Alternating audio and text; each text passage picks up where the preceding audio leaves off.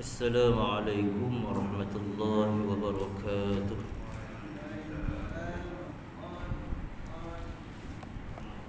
أعوذ بالله السميع العليم من الشيطان الرجيم. بسم الله الرحمن الرحيم. الحمد لله الذي هدانا لهذا وما كنا لنهتدي لولا أن هدانا الله، ونصلي ونسلم على رسول الله لا نبي بعده، سيدنا وحبيبنا وشفيعنا محمد بن عبد الله النبي الأمي، وعلى آله وصحبه ومن تبعه ووالاه. قال رب اشرح لي صدري ويسر لي أمري واحلل عقدة من لساني يفقه قولي. سبحانك لا علم لنا إلا ما علمتنا إنك أنت العليم الحكيم. اللهم آت نفوسنا تقواها وزكها أنت خير من زكاها أنت وليها مولاها. اللهم افتح علينا حكمتك وانشر علينا من خزائن رحمتك يا أرحم الراحمين. رب زدنا علما وارزقنا منك فهما. اللهم علمنا ما ينفعنا وانفعنا بما علمتنا وزدنا علما وعملا متقبلا ورزقا حلالا طيبا واسعا. اللهم أخرجنا من ظلمات الجهل وأكرمنا بمعرفة العلم وأحسن أخلاقنا بالحلم آمين يا رب العالمين. قال الله تعالى في كتابه الكريم بعد أن أقول أعوذ بالله من الشيطان الرجيم: وإذا قرأت القرآن جعلنا بينك وبين الذين لا يؤمنون بالآخرة حجابا مستورا. Firman Allah Subhanahu wa taala mafhumnya, apabila kamu membaca Al-Quran, maka kami jadikan di antara kamu dan di antara orang-orang yang tidak beriman dengan hari akhirat itu satu dinding pemisah yang tertutup. Al-Isra ayat 45. An Abi Umamah Al-Bahili radhiyallahu anhu qala qala Rasulullah sallallahu alaihi wasallam: اقرأوا القرآن فإنه يأتي يوم القيامة شفيعا لأصحابه، أو كما قال رسول الله صلى الله عليه وسلم. Dari Abu Umamah Al-Bahili radhiyallahu anhu, katanya telah bersabda baginda Nabi sallallahu alaihi wasallam: bacalah Al-Quran kerana ia akan datang pada hari kiamat membawa syafaat terhadap golongannya. Sama kita mulakan dengan membaca Furqan dan salawat tafrijiyah. Moga-moga Allah Subhanahu wa taala merahmati kita semua, memberkati majlis ini, dan semoga Allah cucur rahmat dan maghfirahnya kepada ibu-ibu dan bapa-bapa kita, guru-guru kita, itu juga dengan sahabat-sahabat kita yang telah bertemu Allah Subhanahu wa taala lebih awal daripada kita, yang dahulu dalam hayat mereka sering berada dalam halaqah Al-Quran seperti ini. Dan tuan-tuan boleh pasang hajat masing-masing dan Allah makbulkan hajat-hajat kita insya-Allah. Al-Fatihah. A'udzu billahi minasy syaithanir rajim. Bismillahirrahmanirrahim. Alhamdulillahi rabbil alamin. Ar-Rahmanir Rahim. Maliki yaumiddin. Iyyaka na'budu wa iyyaka nasta'in. Ihdinas siratal mustaqim. Siratal ladzina an'amta 'alaihim ghairil maghdubi 'alaihim waladdallin. Amin. Allahumma salli salatan daimatan wa salim salaman tamman ala sayyidina Muhammadin alladhi tanhalu bihi al-uqadu wa tanfariju bihi al-kurabu وتقضى به الحوائج وتنال به الرغائب وحسن الخواتم وتستسقى الغمام بوجهه الكريم وعلى آله وصحبه في كل لمحة ونفس بعدد كل معلوم لك اللهم صل وسلم وبارك عليه وعلى آله. Yang saya muliakan Tuan Imam, Tuan Bilal, Jawatan Kuasa Surau As-Sakinah, Tuan Haji, ayah-ayah, para hadirin yang mudah-mudahan kita semua dirahmati dan diberkati oleh Allah Subhanahu wa taala. Alhamdulillah, sama-sama kita rafakkan setinggi-tinggi rasa kesyukuran kepada Allah Subhanahu wa taala dengan limpah rahmatnya, inayahnya, keizinannya dapat lagi kita terus bersama-sama berada dalam halaqah Al-Quran ini walaupun dalam suasana hari raya Aidil Adha. Hari ini kita masuk malam yang ke-13 Zulhijjah. Esok satu hari lagi hari tasyrik yang kita disunatkan untuk bertakbir, sama ada takbir muqayyad ataupun takbir mursal. Takbir muqayyad iaitu takbir yang kita lafazkan sejurus selepas kita menunaikan solat fardu. Adapun takbir mursal waktu-waktu lain selain daripada selepas waktu solat fardu. Jadi rebut peluang ini tuan-tuan, tak berapa lama lagi, sekejap sahaja esok terbenam saja matahari selepas waktu asar sebelum maghrib, maka selesai, tak ada lagi takbir raya. Takbir biasa pun teruskan. Takbir biasa kita zikir Allahu Akbar, Allahu Akbar. Tak boleh lagi lah kita bertakbir, takbir raya, lagu-lagu raya macam imam baca tadi. Jadi alhamdulillah Allah SWT terus memberikan kepada kita segenap nikmatnya, tidak putus-putus, tidak terhingga, tidak terkira. Walaupun kita sering melupakan akan sahibun ni'mah itu, tetapi Rahman dan Rahimnya Allah Subhanahu wa taala kepada kita, sayang dan kasihnya Allah Subhanahu wa taala kepada kita, Allah berikan juga kepada kita nikmat-nikmat yang tidak putus-putus. Moga-moga Allah SWT memberikan kepada kita ruang dan peluang untuk kita terus menunjukkan rasa kesyukuran kita kepada Allah Subhanahu wa taala, dan moga-moga kita mati nanti dalam keadaan kita berusaha untuk membuktikan akan kesyukuran kita kepada Allah Subhanahu wa taala dalam keadaan kita mentaati akan perintah Allah Subhanahu wa taala. Selawat dan salam ke atas junjungan besar baginda Nabi sallallahu alaihi wasallam.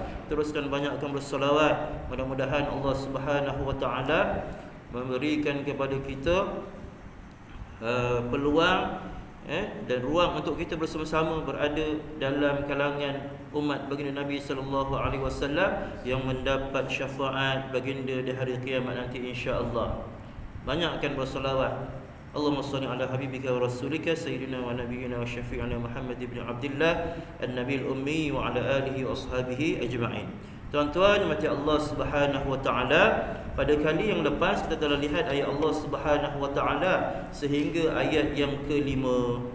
Ayat yang kelima iaitu Allah Subhanahu wa taala setelah bersumpah dengan beberapa perkara. Yang pertama, demi waktu fajar, Allah bersumpah dengan waktu fajar dalam ayat pertama. Kemudian Allah bersumpah dengan 10 malam dari malam pertama ataupun 10 hari pertama dalam bulan Zulhijjah. Saya dah terangkan pada kali yang lepas. Kemudian ayat yang ketiga, demi bilangan yang genap maupun yang ganjil. Dan yang seterusnya ayat keempat, Allah bersumpah dengan malam idza yasr, apabila ia berlalu, beredar. Hal fi dhalika qasamul lidhi hijr, apakah ada pada yang demikian itu sumpah bagi yang berakal. Ayat yang kelima, tuan-tuan lihat pada kali yang lepas, maksudnya, maksud ayat yang kita baca pada kali yang lepas, ayat kelima ini, tidakkah penggunaan sumpah dengan perkara-perkara tersebut sudah cukup menjadi bukti kepada mereka yang mempunyai akal dan hati. Makna al-hijr adalah akal. Barang siapa yang mempunyai akal dan hati, mereka tahu bahawa Allah memang sepatutnya bersumpah sedemikian kerana hebatnya akan makhluk-makhluk Allah Subhanahu wa taala yang Allah sebut dalam sumpahan-sumpahan Allah Subhanahu wa taala sehingga ayat yang keempat. Jadi orang yang berakal, dia akan mengambil pengajaran daripada kehebatan ciptaan Allah Subhanahu wa taala, keagungan ciptaan Allah Subhanahu wa taala, antaranya yang disebutkan dalam apa yang Allah Subhanahu wa taala sebutkan makhluk-makhluk Allah Subhanahu wa taala sehingga ayat yang keempat. Tuan-tuan, macam Allah Subhanahu wa taala sebagai ulang kajinya, sama-sama kita baca dahulu ayat pertama hingga ayat yang kelima ini. Itu sama dengan saya kita baca pasal awal lagi. Kalau dah jauh tak sempat nak baca semua kan. Awal lagi ni insya-Allah sama-sama kita baca insya-Allah. A'udzu billahi minasy syaithanir rajim. Silakan.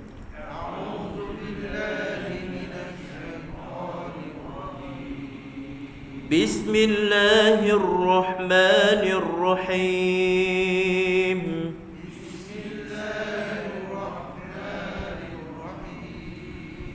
Wal fajr. Bunyikan ra. Wal fajr. Wa layalin ashr. Wasyaf'i wal watr. والليل إذا يسر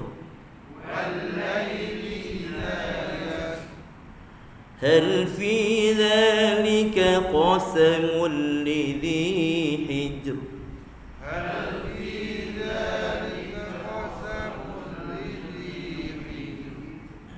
Jadi tuan-tuan faham, pada 4 ayat pertama hujung ra itu kita kena tebalkan, tetapi ayat yang kelima hujung ra itu kita kena nipiskan, terkik. Sebab apa? Sebelum huruf ra itu pada ayat pertama hingga ayat keempat semuanya baris atas. Adapun ayat yang kelima huruf ra di hujung itu sebelumnya berbaris bawah. Hi itu hijr, dia nipiskan itu. Adapun huruf jim pada ayat pertama dan ayat kelima kita kena qalqalahkan. Yang ni mudah kita nak sebut ra selepasnya. Mudah sebut huruf ra selepasnya sebab ada qalqalah. Wal fajr. Fajr gitu. Dia ada qalqalah terus sambung pada dengan ra yang mati.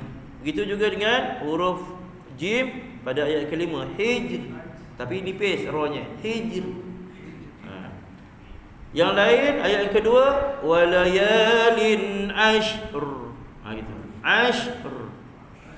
Tak boleh ashr. Tak boleh itu. Ashr.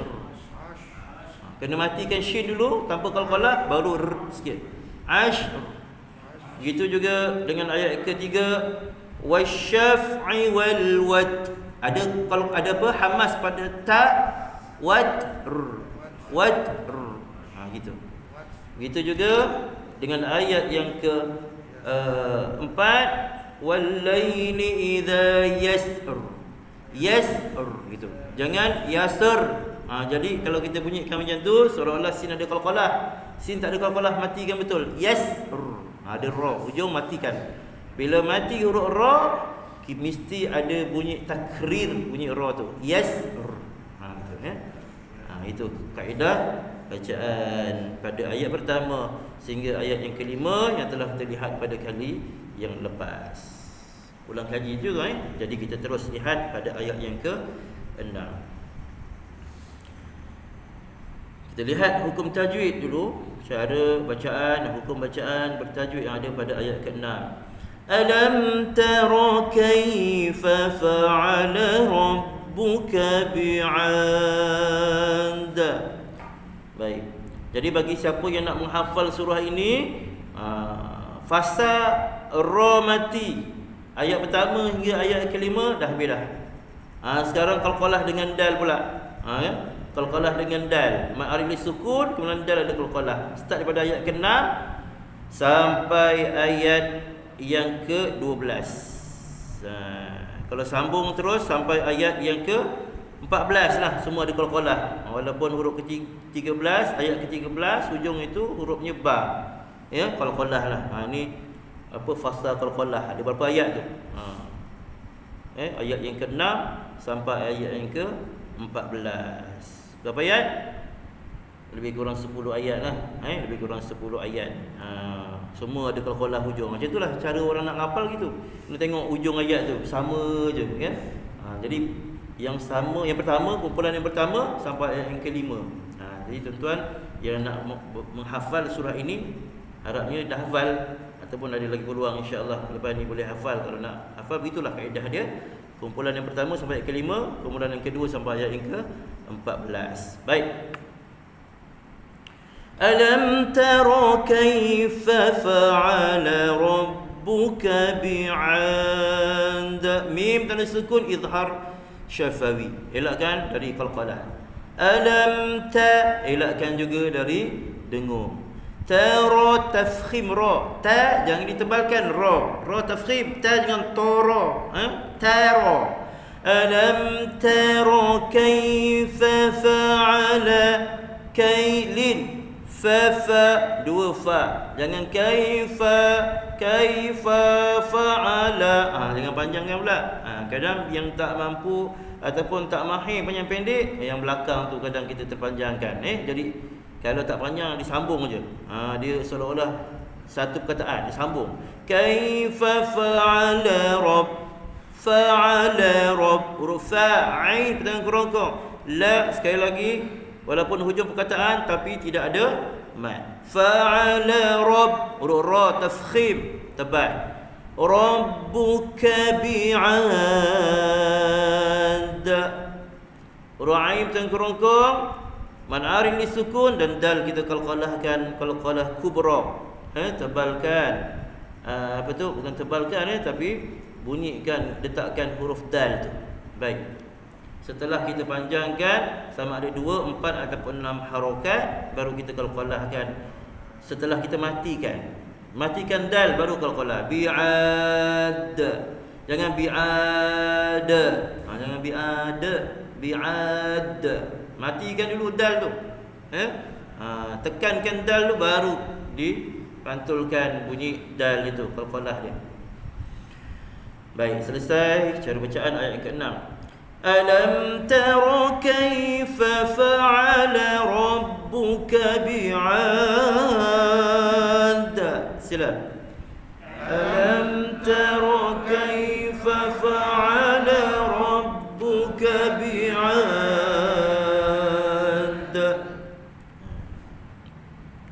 Maksudnya alam tara, tidakkah? Alam, tu hamzatul istifham. Maksudnya hal, adakah? Lam, tidak. Adakah tidak ataupun tidakkah? Tara, kamu wahai Muhammad melihat. Kaifa fa'ala, bagaimana rabbuka fa'ala. Maksudnya Tuhan kamu melakukan. Tuhan kamu telah berbuat, bi'ad terhadap kaum Ad. Siapa dia kaum Ad ni? Iaitulah Iram, penduduk Iram. Iaitu ayat ke-7. Kita sambung terus. Iram dzatil imad. Iram, ra tafkhim, madza za, ma pendek, za hujung lidah sentuh hujung gigi atas, za. Jangan za. Baru-baru ni ada seorang anak murid saya, telah dewasa lah. Di Kulai, satu masjid di Kulai. Huruf za, saya kata hujung lidah keluarkan, kenakan pada hujung gigi atas, za. Bolehlah dia keluarkan za. Tapi bila sebut za balik, za keluar lidah, baru keluar. Bunyi za dah biasa sangat, kan? Berapa tahun dah baca sebut, 50 60 tahun dah sebut huruf zal tu dengan zai. Nak tukar tu memang susah lah.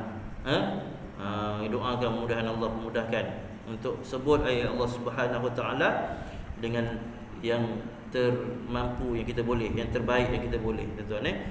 Jadi huruf zal mudah je, hujung lidah sentuh hujung gigi atas je, za. Jangan za lagi, ya. Baik. Iram dzatil imad. Zatil lam tanda sukun izhar qamari. Ai huruf ain tekan pertengahan kerongkong kita yang tengah. Imad mad. Qalqalah kubra lagi setelah man arif lisukun, matikan dal baru dipantulkan bunyi huruf dal. Baik, dan sifat qalqalah ni tuan-tuan fathah. Imad bukan imad dengan dal. Gitu qalqalah bunyi dia pada atas. Baik. Jadi kita baca ayat yang ke-7 ini. Irama dzatil imad. Sila. Irama dzatil imad. Sama lagi, cerita yang sama. Allati lam yukhlaq mithluha fil bilad. Allati alif lam. Mana-mana pun dalam Al-Quran kalau kita baca ayat itu bermula dengan alif lam, maka alif itu dibaca dengan baris atas. Allati tadi il ke ul tak ada. Allati berta ti gitu hujung lidah sentuh antara kursi lagi atas mad asli.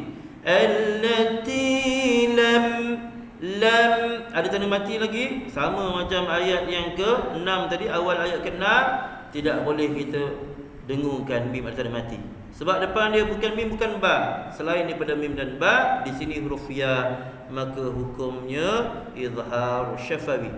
Allati lam yukhlaq huruf kha tebal, isti'la terangkat pangkal lidah bila sebut huruf kha gitu. La buka huruf qaf matikan tebal pula, yukhlaq gitu, jangan yukhlaq, jangan la yukhlaq. La buka qaf tebal balik. Jadi dia fleksibel, tengok huruf tebal nipis. Jangan pula huruf qaf pula kita nipis pula bila lam nipis. Yukhlaqa. Laqa lah. Laqa. Qa. Dia qalqalah dia baris atas kan.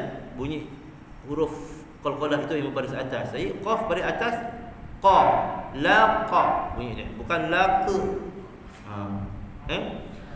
Allati lam yukhlaq mithluha. Huruf sa jangan dikalqalahkan, sama macam huruf kha tadi jangan dikalqalahkan. Jangan yukhlaq jangan yukhlaq mithluha. Huruf sa mithlu, jangan mithluha. Hujung lidah sentuh hujung gigi atas. Mithluha fil bilad. Ayat yang ke-8. Jadi tuan-tuan semua mesti lihat ayat yang ke-8. Tengok video saya ni. Kalau tak ada Al-Quran, tengok dalam aplikasi, dalam handphone. Dalam handphone jangan tak ada aplikasi Al-Quran kan? Kalau boleh biar ada. Tapi saya nak pesan sikit lah, kalau buka lah aplikasi apa-apa dalam Islamik ni, antaranya aplikasi azan, waktu solat dan sebagainya, jangan di-onkan dia punya notification waktu, masuk waktu azan dan sebagainya. Kalau nak, kena betul-betul alert lah, jangan cuai. Kalau tak nanti tengah melabur dalam toilet, tiba-tiba azan pula. Siapa pula azan dalam toilet? Kan? Masalah tu. Jadi kena hati-hati. Kalau tak boleh nak ingat, tak payah notis bila masuk waktu azan. Ataupun tukar bunyi lain. Tukar bunyi lain lah. Gitu. Sebab apa? Nak menjaga kesucian kalimah-kalimah thayyibah ni jangan diperdengarkan dalam tandas. Tuan-tuan mati Allah Subhanahu Wa Taala, siapa yang tak download lagi aplikasi Ayat, itu antara aplikasi Al-Quran terbaik lah. Ayat AYAT. Type dekat Google Google Play tu, Boleh cari ayat. Dia ni hijau putih dia punya ikon dia tu, boleh cari. Mudah untuk kita semak. Bagi yang guna handphone, boleh guna atas video, bawah ayat Quran, boleh gunakan kita punya handphone tu, apa tu nama dia, smartphone tu, telefon pintar nama dia. Mudah-mudahan kita pun pintar sama, kan? Jangan telefon je pintar, kan? Tapi tuan-tuan lebih pintar insya-Allah daripada handphone tu. Mudah-mudahan boleh gunakan kemudahan-kemudahan yang ada untuk tambah amalan kita insya-Allah. Baik. Sambung lagi tadi ayat yang ke berapa tadi? Ayat yang ke-8. Mithluha, huruf ha lagi paling bawah, man asli fil bilad. Fil lam tanda sukun izhar qamari bilad. Qalqalah kubra, huruf dal bunyikan. Setelah kita man arif disukunkan dia 6 harakat, kita pilih daripada 2, 4, 6, kita pilih 6, kemudian dal setelah mati kita qalqalahkan, qalqalah kubra. Allati lam yukhlaq mithluha fil bilad. Sila.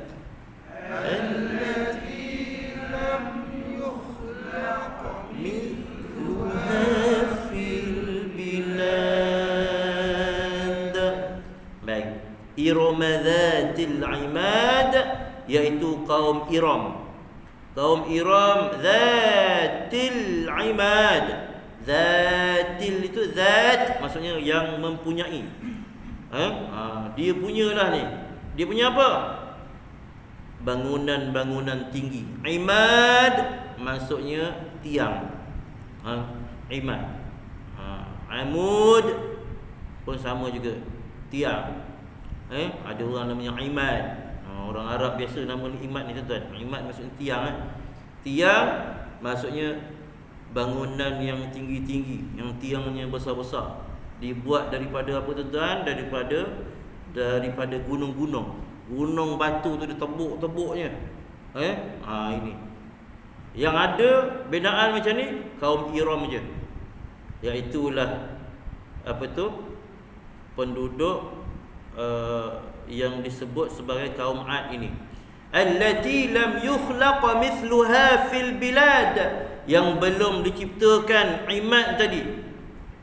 Mithluha, yang belum diciptakan Imad tadi, seperti Imad kaum Iram ini fil bilad, di negeri-negeri yang lain. Tak ada lagi pada zaman tu, sebelum itu tidak ada lagi orang yang buat binaan bangunan tinggi-tinggi yang tiangnya besar-besar daripada gunung-gunung ni. Tak ada lagi. Kaum Imad ni lah pelopor dia. Hebatlah, orangnya pun besar-besar. Kaum Imad ni. Jadi, alam tara kaifa fa'ala rabbuka bi'ad. Tidakkah kamu lihat bagaimana Allah telah perbuat kepada mereka? Tidakkah kamu ketahui wahai manusia bagaimana Allah telah memusnahkan kaum Ad yang pertama? Kaum Ad adalah dari keturunan Ad bin Aus bin Iram bin Sam bin Nuh alaihi salam. Berapa keturunan tu daripada Nabi Nuh alaihi salam. Kaum ini juga digelar dengan kaum Iram seperti mana firman Allah Subhanahu wa taala bermaksud, dan bahawasanya dia telah membinasakan kaum Ad yang pertama.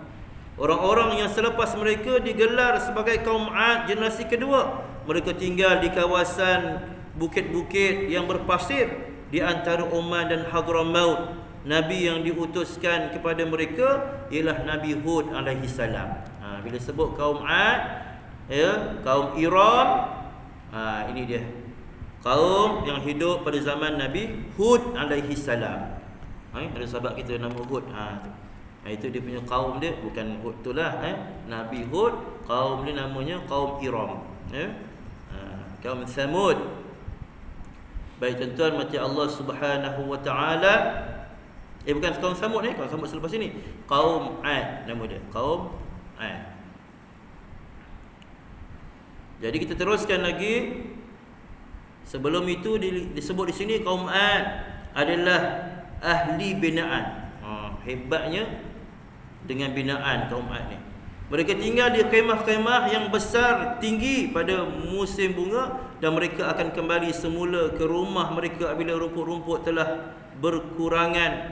Mereka mempunyai bentuk tubuh yang tegak, tinggi, kuat, dan merupakan kaum yang paling gagah di zaman itu.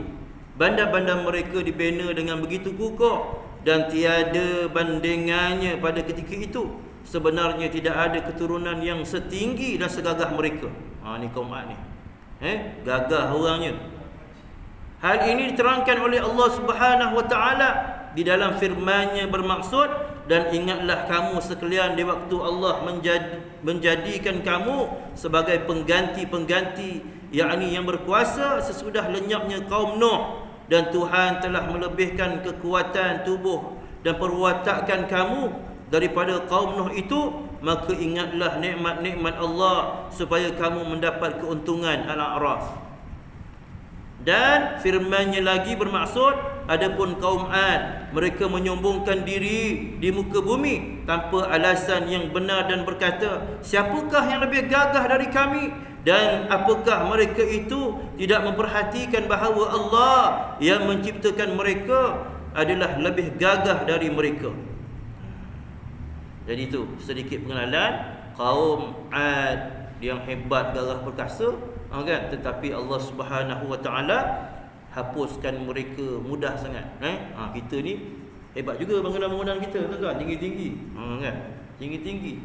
Tapi Allah bagi COVID-19 je habis hara semua. Habis. Senang sangat, lemah sangat kita, tuan-tuan. Buat macam mana pembinaan hebat, macam mana pun kita punya kapal boleh pergi ke angkasa dan sebagainya, Allah bagi COVID-19 je habis kita. Itu baru sikit je. Kat tempat kita ni nampaknya sikit saja, kan? Negara-negara yang hebat nampaknya Allah Subhanahu Wa Taala uji mereka lebih hebat. Tak tahu nak buat apa, dah sampai dah putus harapan pun ada, tuan-tuan. Tak tahu nak buat macam mana. Macam itulah keadaannya. Allah Subhanahu Wa Taala yang maha perkasa, maha hebat. Tuan-tuan, macam Allah Subhanahu Wa Taala sambung lagi ayat yang ke-9. Satu ayat lagi insya-Allah. Wa thamud alladhina jabu as-sakhra bil wad. Ini ayat keempat yang ada huruf dal qalqalah di hujungnya. Maka kita perhatikan ayat-ayat ni mudah sebenarnya kalau kita nak menghafal ayat-ayat ni, sebab lebih kurang sama je bunyi dia. Hujung ni sama je. Kalau tertinggal satu pun kita dapat rasa. Dapat rasakan. Baik. Tetapi nak bagus lagi tuan-tuan kalau menghafal, pastikan kita faham sebersikit ayat yang kita hafal. Itu lebih mudah sebenarnya. Supaya tak tertinggal ayat. Begitu. Insya-Allah. Wa thamu ursa. Wa sa, jangan wa thamu, wa buka. Wa sa ursa hujung lidah serta hujung gigi atas. Wa thamud alladzina, thamum al-asli, dalladzina, dal hujung lidah satu antara gusi gigi atas termasuk lam sana. Lam bersabdu, maka hukumnya idgham asy-syamsi terus balas, tak ada dengung, tidak ada qalqalah huruf lam. Thamud allazi, mad asli harfu dzal hujung lidah sentuh hujung gigi atas sama macam sa. Najabu jam al asli, bussah ra. Terus masuk pada sad, muncungkan bibir kita. Huruf sad nak sebut dia kena tebal. Caranya muncungkan bibir. Najabus sahra bil wad. Huruf kha jangan dikalkalahkan. Jangan sakhra, jangan. Sahra bil, ra tafkhim tebalkan. Rabil buka. Bi terus masuk lam tanda mati, tuan-tuan, izhar qamari, buka. Jangan dimuncungkan lam tu. Bil buka itu. Jangan bil wad. Jangan diqalqalahkan lam, jangan didengungkan. Kemudian infitah pula lam tu, terbuka mulut kita bila sebut lam. Bil wad. Qalqalah kubra huruf dal. Setelah kita men'arif disukunkan dengan 6 harakat. Ya. Selesai ayat yang ke-9 dari segi bacaan. Wa thamud alladhina jabu as-sakhra bil wad. Sila. Wa thamud alladhina jabu as-sakhra bil wad. Alhamdulillah, barakallahu fikum. Wa thamud alladhina jabu as-sakhra. Dan kaum Samud pula. Tadi kaum Ad, ini kaum Samud ni. Allah nak sebut satu persatu ni kaum-kaum yang kuat-kuat ni, yang hebat-hebat, yang bukti kehebatan mereka daripada bangunan-bangunan mereka. Yang tadi tiangnya tinggi-tinggi, Imad tadi. Wa thamud alladhina jabu as-sakhra bil wad. Dan kaum Samud pula yang mana mereka menolong batu-batu besar untuk dijadikan rumah di lembah-lembah. Apa maksudnya? Kata Dr. Wahbah Az-Zuhaili, dan kamu dan kaum Samud yang memotong batu-batu besar di lembah. Kat sini menolong pula, sebenarnya memotong. Memotong batu-batu. Batu-batu besar tu dipotong-potong untuk diukir. Mereka memotong batu-batu besar dan mengukirnya. Dengan menggunakan batu-batu ini, mereka membina rumah-rumah kediaman, istana dan bangunan-bangunan yang hebat di kawasan Hijr, iaitu yang terletak di antara Syam dan Hijaz, atau dikenali sebagai Wadil Qura, seperti mana yang diceritakan Allah Subhanahu wa taala melalui firman-Nya yang bermaksud, dan kamu pahat sebahagian dari gunung-gunung untuk dijadikan rumah-rumah dengan tekun. Syu'ara ayat 26. Syu'ara 26 ayat 149. Surah ke-26. Dan firman-Nya, dan mereka memahat rumah-rumah dari gunung-gunung batu yang didiami dengan aman. Jadi tuan-tuan mati Allah Subhanahu wa taala, alam taru kaifa fa'ala rabbuka bi'ad wa kadzalika thamud. Kan?